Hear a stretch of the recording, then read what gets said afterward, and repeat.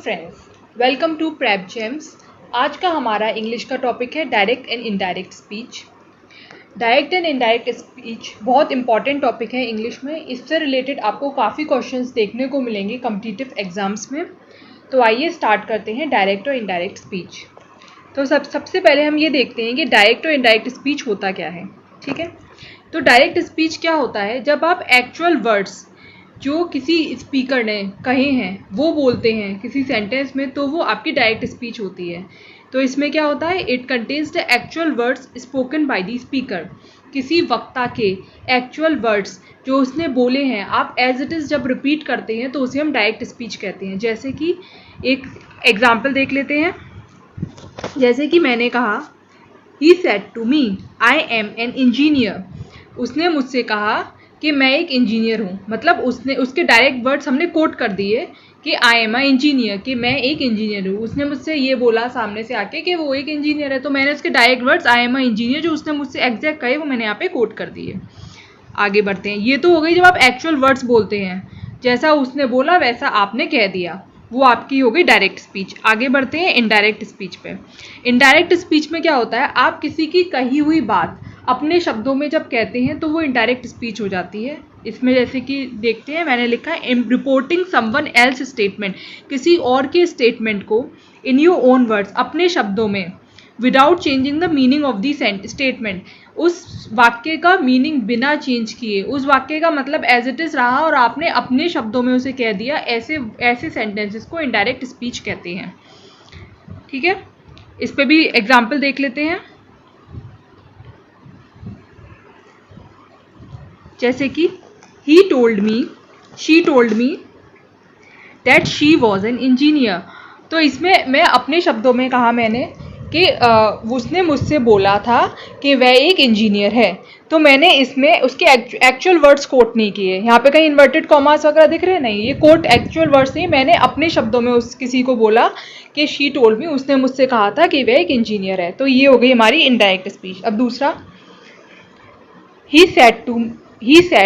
she said that her father had bought a new bike। उसने कहा कि उसके फादर एक नई बाइक लाए थे।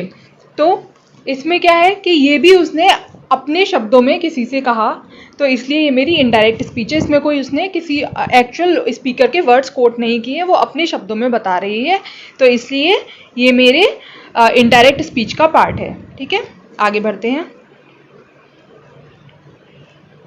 अब देखिए, जब आप डायरेक्ट स्पीच बोलते हैं तो उसमें कई सारे वर्ड्स आपको मिलेंगे। जब आप कुछ टॉपिक पढ़ते हैं तो आपको कई सारे वर्ड्स एज अ रेफरेंस दिए जाते हैं कि भाई ये रिपोर्टेड स्पीच है, ये रिपोर्टिंग वर्ब है। तो ऐसे कैसे आप डिवाइड करते हैं, कैसे आप समझेंगे क्या रिपोर्टिंग स्पीच है, क्या रिपोर्टिंग वर्ब है, वो देखिए। जैसे डायरेक्ट स्पीच का एक सेंटेंस है, Ruchi says I do my work myself. देखिए, जो इन्वर्टेड कॉमास के बीच में लाई कर रहा है वो हमारी होती है रिपोर्टेड स्पीच, जो कि होते हैं एक्चुअल वर्ड्स किसी भी स्पीकर के, किसी भी वक्ता के एक्चुअल वर्ड्स को हम कहते हैं रिपोर्टेड स्पीच। ये हमेशा किस में लाई करेंगे? इन्वर्टेड कॉमास में। तो ये क्या हो गई हमारी रिपोर्टेड स्पीच। अब देखिए, रुचि सेज, तो जो इसमें रुचि सेज है, से हमारी हो गई क्रिया, वो कह रही है, तो ये हमारी हो गई जो इन्वर्टेड कॉमा के बाहर जो वर्ब लगी है वो हमारी हो जाती है रिपोर्टिंग वर्ब। तो सेज इसमें क्या है? Reporting verb.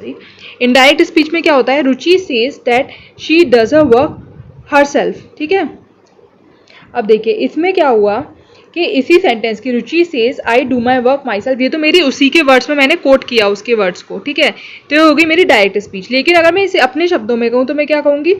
Ruchi says that, inverted comma की जगह मैंने लगा दिया that she does her work herself. तो मैंने इसको अपने वर्ड्स में, ये कैसे सेंटेंस चेंज हुआ ये मैं आपको रूल्स में बताऊंगी कि यहाँ पे प्रेजेंट टेंस है तो कैसे सेंटेंस, यहाँ पे कैसे टेंस चेंज होगा, जो भी आपको मैं बताऊंगी आपके इसके रूल्स में। लेकिन आप ये समझिए डायरेक्ट और इनडायरेक्ट स्पीच में अंतर क्या अभी आपको दिख रहा है इन दोनों सेंटेंस में, कि एक में तो आप इन्वर्टेड कॉमास यूज़ करके रिपोर्टेड एक्चुअल वर्ड्स एक्सप्रेस कर रहे हैं, जो उसने कहा वैसा आपने बोला, तो वो हमारी डायरेक्ट स्पीच में आ गई। इसको बनाने के लिए हमें इन्वर्टेड कॉमास का यूज़ करना पड़ता है। जब आप इन्वर्टेड कॉमा की जगह डेट का यूज़ करें तो वो हमारा हो जाता है इनडायरेक्ट स्पीच। और ये कैसे एक्चुअल सेंटेंस, जो सेंटेंस बनाए वो कैसे बनाए, ये मैं आगे आपको रूल्स में बताऊंगी। आगे बढ़ते हैं। अब हम देखते हैं डायरेक्ट और इनडायरेक्ट स्पीच में अंतर क्या है।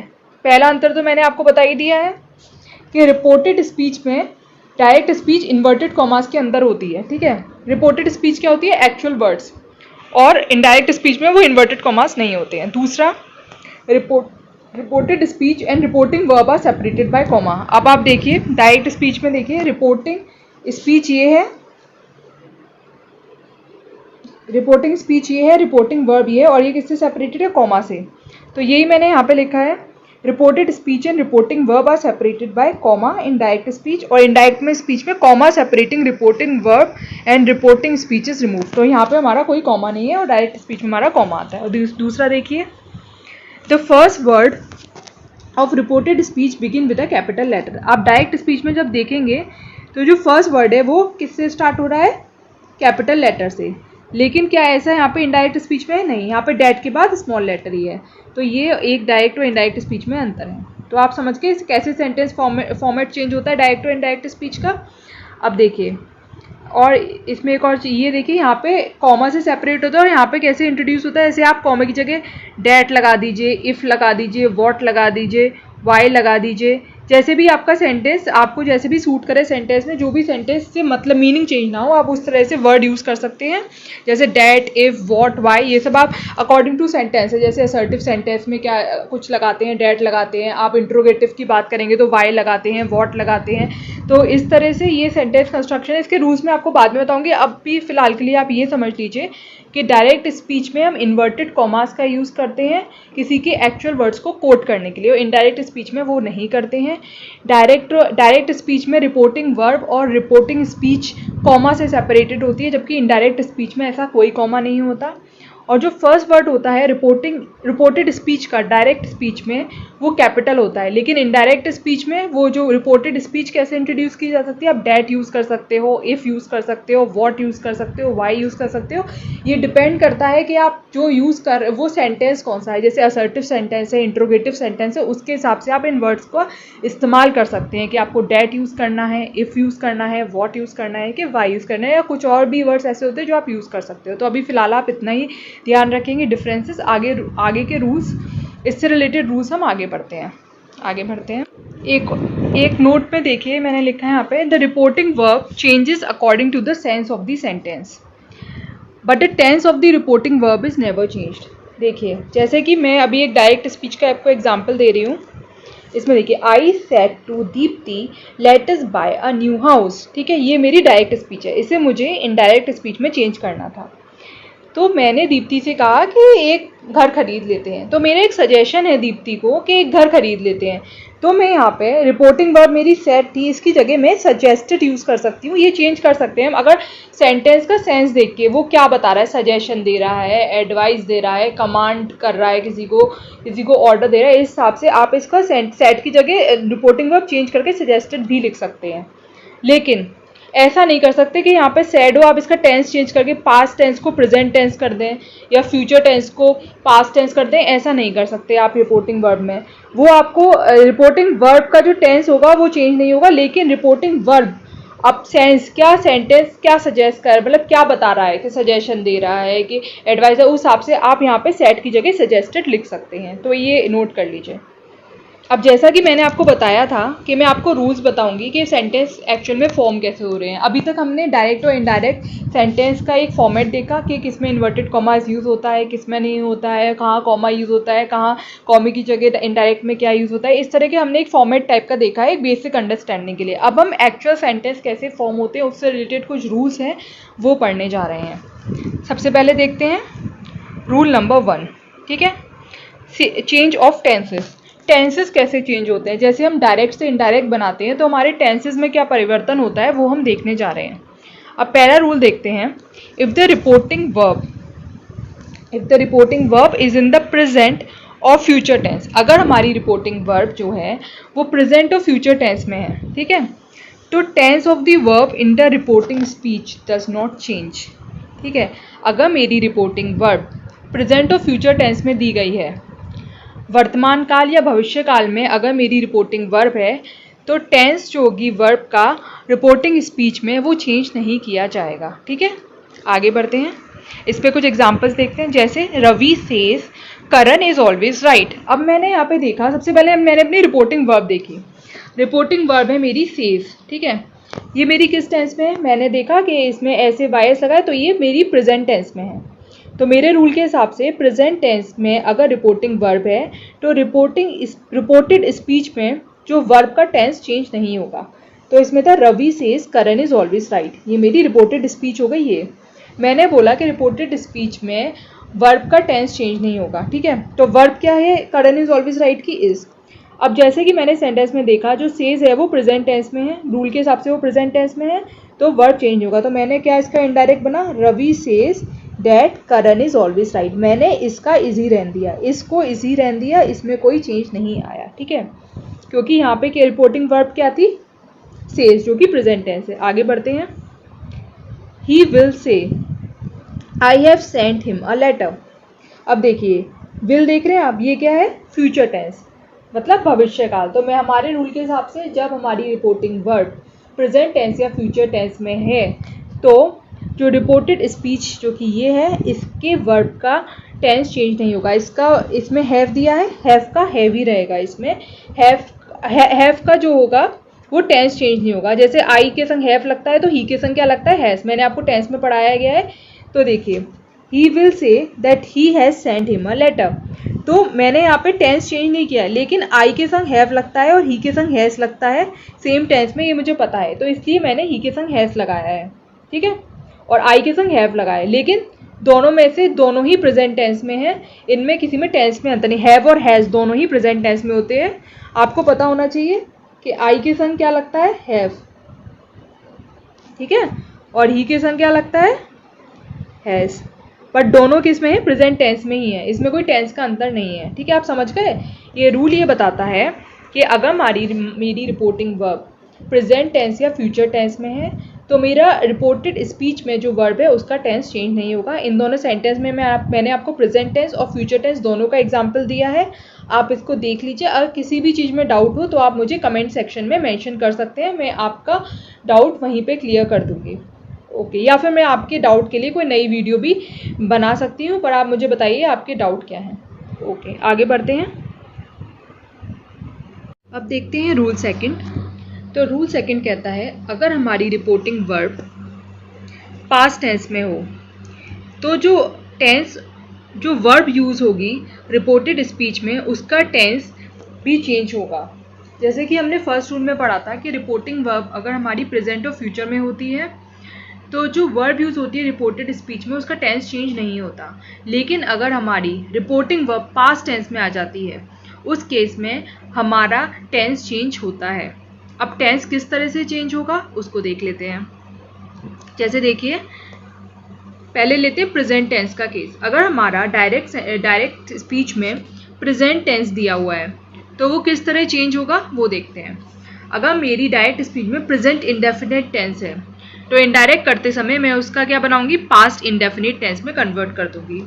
अगर मेरी डायरेक्ट स्पीच में प्रेजेंट कंटिन्यूअस टेंस है तो मैं इसे पास्ट कंटिन्यूअस में कन्वर्ट कर दूंगी। अगर प्रेजेंट परफेक्ट टेंस है तो मैं इसे पास्ट परफेक्ट में कन्वर्ट कर दूंगी, और प्रेजेंट परफेक्ट कंटिन्यूअस है तो मैं पास्ट परफेक्ट कंटिन्यूअस में कन्वर्ट कर दूंगी। अब इसमें जो टेंसेस के बारे में मैंने एक पहले ही वीडियो बना रखा है जिसमें मैंने आपको हर तरह के टेंस एक्सप्लेन कर रखे हैं। प्रेजेंट टेंस में जो 4 टाइप्स के टेंस होते हैं वो सारे एक्सप्लेन किए हैं, पास्ट के, फ्यूचर के, सब टाइप के टेंस मैंने आपको एक्सप्लेन कर दिए हैं। तो मैं ये सजेस्ट करूँगी कि इस वीडियो को देखने से पहले आप पास्ट टेंस की वीडियो देख के आएँ ताकि आपको टेंस क्लियर हो जाए, क्योंकि बेसिकली डायरेक्ट इनडायरेक्ट में सब कुछ टेंस पे ही डिपेंड करता है। अगर आपको टेंसेस आते हैं तो आपको बहुत ईजिली आप डायरेक्ट इनडायरेक्ट स्पीच भी सीख सकते हैं। तो थोड़ा आइडिया मैं अभी यहाँ पे आपको दे देती हूँ। जैसे कि देखिए अगर मान लो कोई प्रेजेंट टेंस का सेंटेंस है, उसमें प्रेजेंट इंडेफिनिट टेंस दिया हुआ है, मतलब वर्ब की फर्स्ट फॉर्म उसमें दी हुई है, तो आप उसे पास्ट इंडेफिनिट में कन्वर्ट कर देंगे वर्ब की सेकंड फॉर्म में। अगर प्रेजेंट कंटिन्यूअस है, प्रेजेंट कंटिन्यूअस में क्या आता है, is, am, are plus ING use होता है। अगर ऐसा कोई सेंटेंस है इसमें इज, एम, आर और वर्ब में आईएनजी लगा हुआ है तो उसको हम कन्वर्ट कर देंगे पास्ट कंटिन्यूअस में, मतलब उसमें वॉज या वर्ब को यूज करेंगे और वर्ब में आईएनजी का यूज करेंगे। ऐसे ही अब थर्ड लेते हैं प्रेजेंट परफेक्ट। प्रेजेंट परफेक्ट कैसे दिया होगा, हैज, हैव और वर्ब दी होगी, ठीक है, उसको हम कन्वर्ट करेंगे हेड में, हैज हैव को कन्वर्ट कर देंगे हेड में, ये हो गया हमारा पास्ट परफेक्ट। और प्रेजेंट परफेक्ट कंटिन्यूअस में क्या होगा, इस तरह का सेंटेंस होगा, उसमें हैज या फिर हैव फिर बीन लगा होगा प्लस वर्ब में आईएनजी लगी होगी, वो होगा हमारा पास्ट परफेक्ट कंटिन्यूअस। उसको हम कन्वर्ट करेंगे had been plus verb plus ING. अब दूसरा हम देखते हैं पास्ट टेंस का केस। पास्ट टेंस में क्या होता है, पास्ट इंडेफिनिट कन्वर्ट होता है पास्ट परफेक्ट में, पास्ट कंटिन्यूअस कन्वर्ट होता है पास्ट परफेक्ट कंटिन्यूअस में, past perfect convert, past perfect में कोई चेंज, पास्ट परफेक्ट का अगर सेंटेंस डायरेक्ट स्पीच में दिया होता है तो इनडायरेक्ट चेंज में उसमें टेंस में कोई चेंज नहीं होता। ऐसे पास्ट परफेक्ट कंटिन्यूअस में इसके इनडायरेक्ट में जब कन्वर्ट करते हैं तो कोई चेंज नहीं होता, ठीक है। अब देखिए जो पास्ट इंडेफिनिट में वर्ब की सेकंड फॉर्म से उसे हम कन्वर्ट करते हैं हैड प्लस वर्ब की थर्ड फॉर्म में। और पास्ट कंटिन्यूअस में कैसे सेंटेंस होता है, वॉज या वर्ड लगा होता है प्लस उसमें वर्ब में आईएनजी लगा होता है, उसको कन्वर्ट करते हैं had been plus verb plus ING में कन्वर्ट करते हैं। पास्ट परफेक्ट और पास्ट परफेक्ट कंटिन्यूअस में कोई चेंज नहीं होता। ये नोट भी मैंने इसमें लिखा हुआ है कि past perfect and past perfect continuous tenses remains unchanged. तो किसी भी सेंटेंस में अगर पास्ट परफेक्ट या पास्ट परफेक्ट कंटिन्यूअस टेंस में डायरेक्ट स्पीच दी हुई है तो उसका इनडायरेक्ट में कोई टेंस में कोई चेंज नहीं होगा। आगे बढ़ते हैं। फ्यूचर टेंस के केस में क्या होगा, विल शैल किस में चेंज हो जाएगा, वुड और शुड में। जब आप इनडायरेक्ट स्पीच बनाओगे तो विल और शैल जब आपको दिखेगा तो आप इसको वुड और शुड में कन्वर्ट कर दोगे। मॉडल्स के केस में क्या होगा, कैन चेंज हो जाएगा कुड में, मे चेंज हो जाएगा माइट में, हैज हैव टू दिया होगा वो चेंज हो जाएगा हैड टू में, मस्ट में क्या होगा, no change when it refers to duty और लॉज ऑफ नेचर। जहाँ पे मस्ट दिया होगा अगर वो किसी ड्यूटी या फिर किसी लॉज ऑफ नेचर को इंडिकेट कर रहा है तो उस केस में कोई चेंज नहीं होगा मस्ट के केस में। तो ये चेंज कब होंगे, ये चेंज मैंने आपको रूल में पहले ही बता दिया है, अगर आपकी रिपोर्टिंग वर्ब पास्ट टेंस में है तभी आप ये चेंजेस करेंगे रिपोर्टेड स्पीच के वर्ब के टेंसेस में। लेकिन अगर रिपोर्टिंग वर्ब भी अगर मेरी प्रेजेंट या फ्यूचर में है तो कोई चेंज नहीं होगा किसी भी टेंस में। लेकिन अगर रिपोर्टिंग वर्ब अगर मेरी पास्ट टेंस में होगी तभी मैं चेंज करूँगी यहाँ के रिपोर्टेड स्पीच के टेंसेस में। जैसे कि मैंने देखा Akshaya said I have bought a pen. अब सबसे पहले मैंने चेक किया मेरी रिपोर्टिंग वर्ब क्या है, सेड, मतलब ये पास्ट टेंस है, मतलब मेरे अंदर के टेंस जो होंगे रिपोर्टिंग स्पीच के वो चेंज होंगे। तो इसका क्या होगा indirect speech, Akshaya said that she had bought a pen. तो आप देखिए मैंने आपको अभी रूल में बताया था हैव बॉट किस में आता है, प्रेजेंट परफेक्ट में। जैसे कि अभी टेंस आप और ध्यान से पढ़ेंगे तो देखिए प्रेजेंट परफेक्ट में मेरा आता है हैव, ठीक है, ये मेरा प्रेजेंट परफेक्ट है, इसमें आया हैव, तो हैव बॉट का क्या हो जाएगा हैड बॉट, ठीक है। तो मैंने ये रूल देखा, सबसे पहले मैंने अपनी रिपोर्टिंग वर्ब चेक की, वो मेरी पास्ट टेंस में थी, तो इसका मतलब मुझे ये पता चल गया कि पास्ट टेंस में मतलब अनरिपोर्टेड स्पीच के टेंस में परिवर्तन होगा। तो मैंने अब देखा कि रिपोर्टेड स्पीच का जो टेंस है वो किस में है, उससे मुझे पता चला कि वो मेरा है प्रेजेंट परफेक्ट में। तो मैंने अपने रूल को देखा कि प्रेजेंट परफेक्ट के केस में मुझे चेंज करना पड़ेगा पास्ट परफेक्ट में, तो मैंने हैव को चेंज किया हैड में। तो ये क्वेश्चन फिर से देखते हैं। Akshaya said I have bought a pen, तो मेरे ये रिपोर्टिंग वर्ब जो है पास्ट में है तो वो एज इट इज पास्ट में ही आ गई, लेकिन जो अंदर का टेंस है वो चेंज होगा, तो हैव की जगह क्या हो गया हैड। तो दैट और इन्वर्टेड कॉमा किस में कन्वर्ट हुआ, डेट में। तो अक्षया सेड इन्वर्टेड कॉमास और कॉमा की जगह मैंने लगाया that, she had, have bought की जगह क्या होगा हैड बॉट अ पेन। ये होगी मेरी इनडायरेक्ट स्पीच। बहुत ईजी, अगर आपको रूल्स पता हो गए ना सारे तो आपका एक भी क्वेश्चन गलत नहीं जाएगा डायरेक्ट इनडायरेक्ट स्पीच का, ये मैं गारंटी ले सकती हूँ। तो आप बहुत ईजिली बहुत अच्छा स्कोर कर सकते हैं अगर आपने इस टॉपिक पे कमांड बना ली तो। सारे रूल्स अपने दिमाग में रखिए, सब कुछ रूल के अकॉर्डिंग होगा और सारे क्वेश्चन ईजिली सॉल्व होंगे। आगे बढ़ते हैं। I said she was writing a essay. अब मैंने फिर देखा मेरी रिपोर्टिंग वर्ब सबसे पहले मैं चेक करूंगी, रिपोर्टिंग वर्ब किस में है, पास्ट टेंस में, तो मतलब अंदर का टेंस चेंज होगा। अब इन्वर्टेड कॉमास के अंदर जो मेरी रिपोर्टेड स्पीच इसे कहते हैं, ये किस में है, she was writing an essay. अब वॉज राइटिंग क्या कौन सा टेंस होता है बताइए, वॉज राइटिंग होता है पास्ट कंटिन्यूअस। आप ऊपर देखेंगे मैंने आपको दिया भी हुआ है पास्ट कंटिन्यूअस, ये रहा टेंस, और इसमें वॉज वर प्लस आईएनजी का यूज़ होता है, तो मेरा पास्ट कंटिन्यूअस मतलब उसमें आईएनजी यूज़ होगा, कोई चीज़ कंटिन्यू कर रही है तो जो वर्ब होगी उसमें आईएनजी लगा होगा और वर्ब से पहले पास्ट कंटिन्यूअस में वॉज या वर्ड लगा होगा, ठीक है। तो ये मेरा चेंज होगा हैड बीन में, तो मतलब वॉज वर्ब की जगह क्या आ जाएगा, हैड बीन। अब आप देखिए क्या ये ऐसे ही सेंटेंस है। तो आई said she was writing an ऐसे, ठीक है, ये सेंटेंस था। इसमें मैंने पहले रिपोर्टिंग वर्ब चेक की जो कि पास में ही है, अंदर का टेंस इसका मतलब चेंज होगा। तो वॉज राइटिंग जैसा कि मैंने आपको बताया ये पास कंटिन्यूअस है, तो इसको किस में चेंज करने को अभी हमने देखा, हैड बीन लग जाएगा इसमें वॉज की जगह, तो हैड बीन राइटिंग हो जाएगा जो कि पास कंटिन्यूअस चेंज होकर पास परफेक्ट कंटिन्यूअस में। सबसे बेस्ट है आप मेरे टेंसेज वाला वीडियो देखें, उसको समझें, कोई डाउट हो तो मुझसे पूछें, उसके बाद यहाँ पे आइए, आपको बहुत अच्छा डायरेक्ट इनडायरेक्ट स्पीच समझ में आएगा, क्योंकि बेसिकली इसमें सिर्फ टेंसेस का ही खेल है। अगर आपको टेंसेस समझ में आ गए तो आपके डायरेक्ट इनडायरेक्ट का कोई भी क्वेश्चन गलत नहीं हो सकता। बाकी रूल्स हैं, आप पढ़िए, मैं आपको समझा रही हूँ, और कोई भी डाउट हो कमेंट सेक्शन में मेंशन करिए। आगे बढ़ते हैं।